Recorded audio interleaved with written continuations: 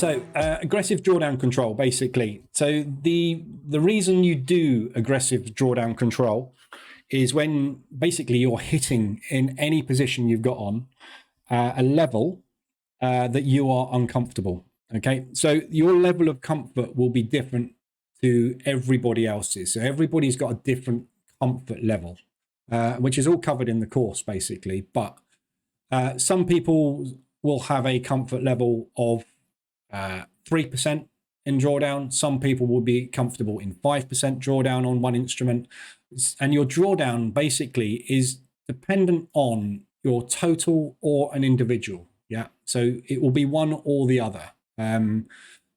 I personally, what I tend to do is I use 0.5% as my drawdown, right? So, sorry, 0.5%, 15%. That is my, oh my God, this isn't going very well. I need to get aggressive. Or if I've got an individual instrument that is getting in the region of 3%, that's when I'm getting uncomfortable. Because if I got into 3% drawdown and I'm using 0.5% risk per position on half an ADR, or 0.25% risk rather on half an ADR, I will be in somewhere in the region of 5 to 6 positions open, 5 to 6 trades open. And it will have pushed really, really hard against me. So that's when I would start to think, right, I need to do something about this. Yeah. So it's basically a way of accelerating your exits from bad positions, but we use a stop loss. So the whole course, the whole position trading bootcamp is about scrapping the stop loss. This is where we introduce it.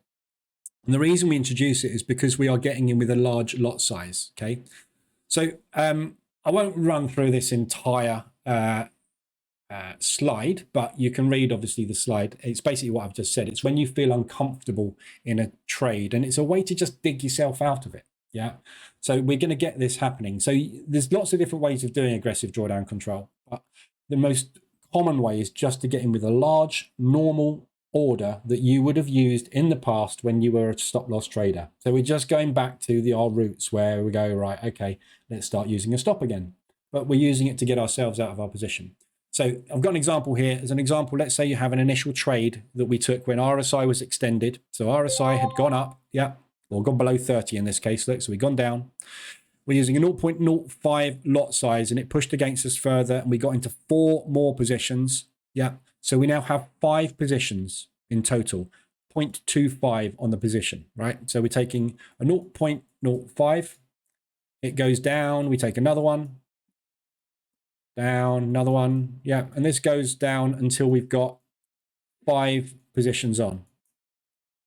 So this RSI, basically, we started at 30. Imagine where it is now. We're probably extended down to something like 15, right? We've had a big, strong push against us.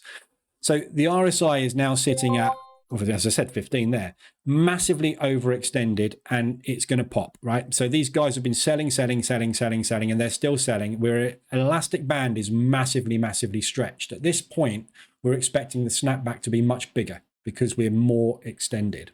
So examples we've got at the moment, lots of them. Here we go, look. US dollar's pushing again, just by the way. These RSIs, ADRs and RSIs, yeah. So we've got things which are massively extended here. Good example, Aussie, New Zealand, spot on, perfect. Yeah, huge extension. So we started getting into this trade here. We were like, in, yeah, brilliant. Oh, let's get in again. Let's get in again. Let's get in again. Let's get in again. Holy crap.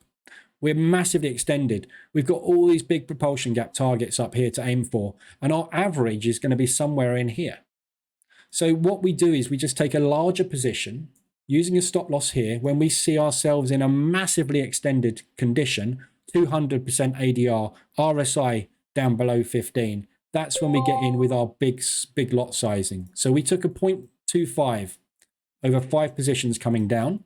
What I would then do is go, right, I'm going to get in with a 0.13 here, roughly half of my open lot size. And what that does is it drags my average from there all the way down to here by getting in with a 3 times as big lot size. Yeah. So 0.25, I'm getting in with half of that. That really drags this average down for you. And look how far you've got to get out then. You only need like a quarter of an ADR or a half an ADR push, and you can get out the whole thing with a break even. Or you can get out with this position in profit and do drawdown control on these. So take half off of all of these. And that again brings your average down further. So that's what we're doing. That's the whole point of aggressive drawdown control. Yeah. So as I've said here, basically, when you're uncomfortable in any one of your trades, we're going to take roughly a third to a half of our total size. Yeah. But this is a calculated risk. We're not doing martingale crap or anything like that. Yeah. We've got 2.5 on. We've been very orderly, and basically the market's just said, nah, not letting you have it. So we go, right, fine. This is so extended. We're going to get in, and we get in big, right? So it's only because of this reason. Yeah. And this is why we get in when we position trade on extended conditions. So we are entering when we are expecting the market to pop. And we've got a reason for it to pop into a propulsion gap, for example. If it doesn't do that, it can only do one thing, get more extended. And we know that the conditions when we get above 80, below 20 on the RSI are way more prevalent for that sort of move to happen. And right now, it's much more likely that we're going to get a pop, propulsion gap target. We're going to pull back. So this is where we get in. Yeah. So as long as you're getting in extended conditions and it gets more extended, the only thing that can happen is a bigger pop. Yeah. That was 2 positions. Yeah. So that's an example of 2 positions. Obviously, what we're talking about here is getting into 4, 5, 6 positions. So, that's when you get into your aggressive ones. The whole purpose of this is to bring our average price down. Yeah, so that's all we are interested in, is bringing our average closer to our entry. I really want to switch, brilliant, over to a trade I've got on ADR, which would be Euro odd. Right, so this is now actually getting uncomfortable, Euro odd. So this is a perfect example. So Euro odd, this is an ADR extension trade, right? So the ADR extensions that I'm running are quarter of an ADR. So we had an ADR push to the upside, entry, quarter of an ADR entry, quarter of an ADR entry, parabolic, no entry opportunity, no entry opportunity, no entry opportunity. That's the next one I could get in. So we're getting in now with what? 1, 2, 3.5 lots. Yeah. So my average price, as you can see here, is now at 125 ADR. The goal is to keep this within 100 ADR. So it's to keep it there. So what you would do now in a real world example here is I would be looking to get in. Let's do it properly. Euro odd, I have 3.81 lots on. All right, there. Yeah, so I've got 3.81 lots on. So what I would do is basically look to get roughly 1.7, which is about half of that back on. So you could go 1.8, you could go with 2. But you're going to wait for this to give you a signal. So at the moment, what I'm doing is I'm sitting here going, there's an M pattern. We're at 150 ADR, massively extended on the hourly and the 4 hourly. Yeah, so if I get in now with a 1.7 short, and I'll do it just to demonstrate what happens to the average, you will see what effect aggressive drawdown control has. So let's mark this up where the average is now. There. Yeah. And I'll enter 1.7 short. Thanks for the follow. Come on. Why? Yeah, okay. Well, I don't know why that's come up with that. Okay, it's got lots of confirmation on it. Yeah. So now you can see the average has jumped from there up to there. So I've moved the average up by over a quarter of an ADR, and we are now within 1 ADR. So that's spot on. But because this is such a high risk trade and a large lot size, we're not just going to leave this in the market as it is now and hope that it comes down. If this doesn't come down from here, I don't want to take this position into drawdown, because that is just going to exponentially make my problem worse. So what I need to do is place this with a stop, which I'm doing on a VPS, so it might be a bit jerky, but anyway. So sticking a stop loss on it. Oh, God. I've got order confirmations turned on this. Sorry. Okay. Yeah. So my risk there on that trade is 357. So it's 0.35%. So all I'm going to lose is 0.35% on this move. Yeah, my target for all of these trades is somewhere in the region of $300 to $500, right? So all I'm doing is using a normal stop loss. So the chances of this now going up and hitting that area are 6%, aren't they? Because we're already extended to 150 ADR. So the chances of it getting beyond 175 are actually quite small.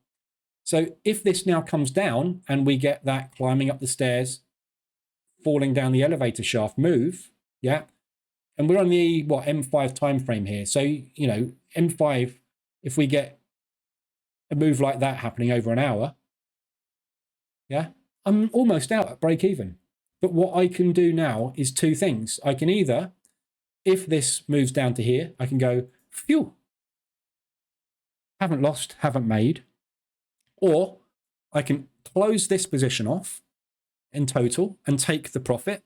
So let's work it out what the profit is. So I can say I will take the profit of, this is going to ask for confirmation. Let's say we go down to here, yeah?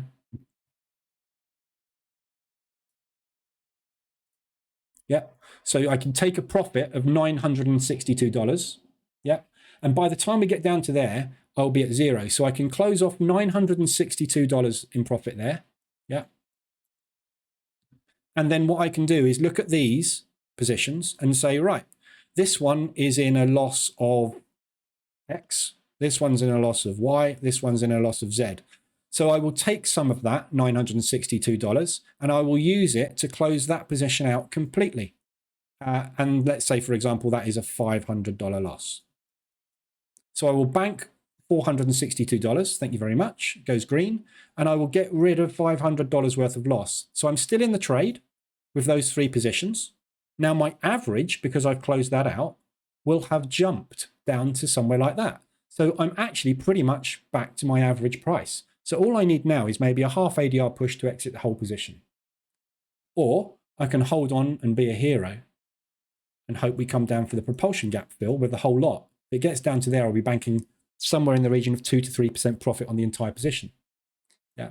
So those are the options you got. But that's how you do it. Every single aggressive drawdown control position has a stop loss. If this fails and this pushes higher, fine. I wait for the next opportunity. So we go up, we come out, we analyze, we look, we see where are we going to stop next. I can't do it on this. I'm going to do it on my other platform, EuroOdd. Yeah. I'm going to do it on the other platform, right? So this is our trade. We've got in. If this aggressive one doesn't work and we don't get the propulsion gap fill today or tomorrow, and it pushes up further, I will be doing the same thing. I'll be in drawdown, fine. I will scale out and I'll have a look at where we're off to. So I've got to go scale out quite a way on this one, haven't I? Daily chart. Where's the next levels? Here. So that is where I would look to enact my next aggressive drawdown control position. Now, don't forget, if you're using the EA will probably be still getting you into positions as you go as well. So you will still be scaling into it. Yeah, but that is my next entry there, which is from where we are now, 200 pips away, which is 1 3/4, 1.5 ADR. So if this aggressive fails, we stop out, we push up, comes down, we get another position short. Yeah, and if that doesn't work, we push up, we get aggressive, or we get aggressive on the next reversal. Entirely up to you how you execute it. I've been in drawdown. I'm just trying to think. It was Aussie New Zealand, wasn't it? Just before Christmas, I think. Yeah, so I was enacting aggressive drawdown control here. I got in here, entered, had an exit at break even with 3 positions or so, and I didn't take it. I thought, yeah, this is it. We've just gone a little bit further and we're going to get the bounce. I didn't realize the fundamentals had shifted, which is one of the reasons I built the dashboards. But we then started to push back down. So I got in again. By the time we were down here, I was like, right, I need to get out of this. So I went aggressive here. It pushed. I got out, exited, and then we collapsed. But I was out and it took an aggressive position. Now, what could have happened was I could have got into aggressive and it did that and pushed down and stopped me out and carried on. So I would have had to get an aggressive there, pushed down, stopped out. And then eventually at some point you have to take a loss. In fact, I think this one, I'm trying to think now, this one might have been the one I took the 9% loss on and I didn't actually get out the aggressive. I can't remember. Takes so many trades. But yeah, either way. But yes, does that make sense? That's how we do it. So as it says here, there are 3 outcomes. The options when you take an aggressive position like I've just done is the market reverses as we expect and we exit with no loss. Yeah. So what we were hoping to happen when we took the aggressive trade happens, it plays out, we exit, happy days. Yeah. The other option is the market reverses and we bank a nice profit, i.e. it goes boom and we go, thank you very much. So the aggressive one that we were targeting there just flies and we make a load of money, or it continues against us and we carry on doing aggressive drawdown control. Don't forget, when we're doing aggressive drawdown control, you only ever do an aggressive entry when the market is massively extended. I will not take an aggressive entry unless we are massively extended on RSI or we are extended on ADR. Yeah, so if something is squeezing against me, nice and orderly like that, is not hitting RSI extensions, is not hitting ADR extensions, I will just let it go because those will tend to just fade back into rounded bottom market cycles like this. Yeah. If something is going bang, bang, bang, these entries, one of these will be a profit take. And that's the ones you get in. And this is why we monitor ADR and this is why we use the RSI. Yeah. Because we know when we get an RSI extension, we're going to get that profit take move the vast majority of the time. So I've got an example here in the slides as well. US dollar yen. Well, the ones I've just given you are probably better because I've just done it live, which is nice. But let's look at the US dollar yen example. So this is one that I had in drawdown at the time. So you can see here we've got the positions on. So I had a 0.3, one there, I had another 0.3, and a 0.4 there. So I've probably scaled out some of this on the way. So there's the average price, as you can see. Yeah, and the market has hovered around, pushed down, and then it's flown up on a parabolic move. So this is an ADR. Yeah, so I'm thinking, right, the market is extended here already. We've got into an accumulation, we've dropped on the thing, and now the RSI has got extended and parabolic again on an ADR. We've got propulsion gap targets to the downside to also get filled. We've got all these old propulsion gaps that haven't been filled. Look. Yeah, so this is where we get in with our aggressive. We take an aggressive drawdown control position here when we get a reversal alert and we put our stop above the high. And in this case, it worked and it came down. So the average price went from here and jumped all the way up to there. Bang. Yeah, so in this instance, the ADR, actually that's an ADR reading from where price is there, so that's not right. ADR would have been different over here, obviously. So, but you see the difference it makes. The aggressive drawdown control positions, the purpose of them is to drag that average closer so that you can reach it. Yeah, it's like someone dangling a rope and they're dropping the rope a lot further into the hole so you can climb out of it. That's what the aggressive works as. And at the end of the day, if it doesn't work, it doesn't work. You just take a stop. And at any time, don't forget, you can scale out of this and take losses. Yeah, your P&L is not going to be green all the time. You're going to have losses in there. Yeah, look at this drawdown control position working now. What was I in? 2.8 on that a minute ago. I'm in now 2.5. We've knocked 0.3. We've knocked a third of a percent off. Yeah, look at that. When that suddenly gets up to $500, $600, all these are going to be smaller. So you can start scaling out of these. So as that becomes, let's use this as an example. Let's say this aggressive drawdown control works. This becomes $800. Yeah. This becomes, as this has gone down, this becomes $500. This one becomes $400. This one becomes $400.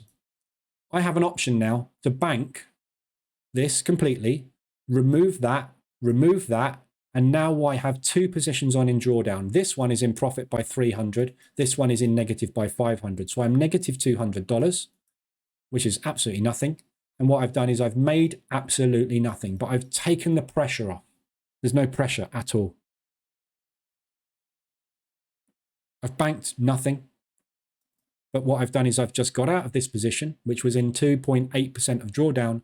And now I'm sitting in a 0.2, which is roughly 0.15%, something like that. Yeah, it's gone. The pressure's gone. I'm not bothered anymore. And that's what it's used for. But it's also used in a lot of instances, which is not what we're meant to be doing, obviously. But if this thing now comes screaming down like that, pulls back, and I'm not watching it, I'm downstairs making a cup of tea, or I get chatting to the wife, half an hour later I come back up and we're down here, that thing is sitting in 3.5% of profit. I will just go, thank you very much, bank it. Or move the whole thing to break even and lock a bit of profit in and go, screw it, let's go for the home run. That hits that, that's 8%. Remember that oil trade? I don't know if any of you in here were in here before Christmas. I took an oil trade, took an aggressive drawdown control position on an oil trade, and it went mental, it flew. And I banked something like 8% profit off of it. My target was to get out of the thing because I was in drawdown and in pain. What I ended up doing was actually banking 8%, 8 grand. Pop. But that wasn't the intention, but it will happen when you take these aggressive drawdown control positions. So there's a good example of it, and how the averages jump around. Okay. This is the next part of the course, which we're not going to go on and talk about martingale.